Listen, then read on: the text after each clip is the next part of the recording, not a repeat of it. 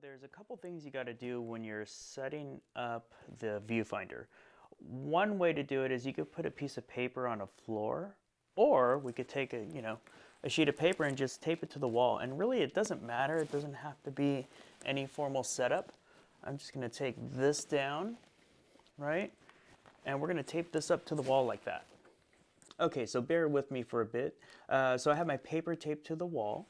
And what we're looking at is to see how some of you might have pre-cut a hole in here, right? So I'm gonna wait for the camera to catch up. But this hole was cut for a square. And see how if I'm lining this up to the edge, it doesn't quite, match. And even if I shrink it down a little bit, it's still a little bit off. And it's not quite the same ratio because the square, right, this is cut out pretty close to a square. It's a little bit longer on one side, but it's not the same ratio as my paper. So this is like the physical way to do it, and I'm just kind of showing you this because you can put this on the floor, or you can actually put it on the, on your table, or even on your, wall. So now that I got something like this, I can physically move this around until it matches. That's why you have two pieces. You can be like, oh, okay.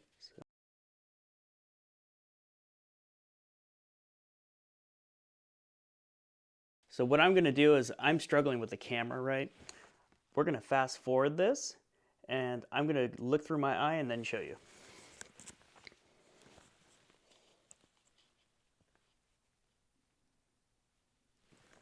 Okay, look through my eye, and see how I moved it until it's pretty close to the edge?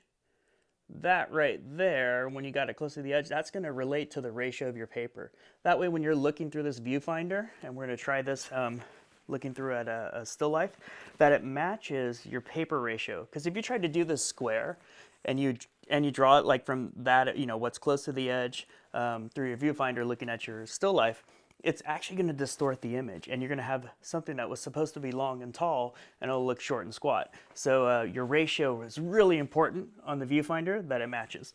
All right? Okay, so here's how you might use it in action.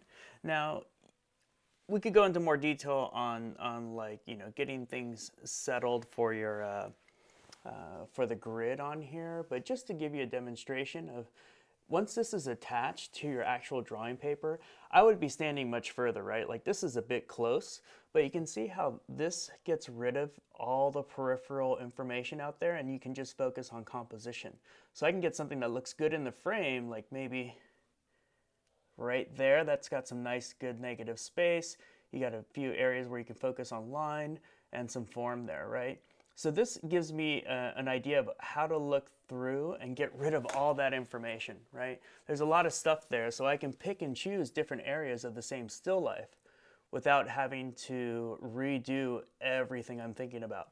So that's sort of the concept of the viewfinder, is that this relates to your paper size, and it gets rid of our peripheral vision because, us as humans, we have an oval peripheral vision, and we got to translate that oval into this rectangle shape. And unless you practice this a lot, it's really hard to train your eye and your brain to think that way. So that's sort of the concept of using a viewfinder with drawing, and especially when you're drawing from life, trying to draw what you see.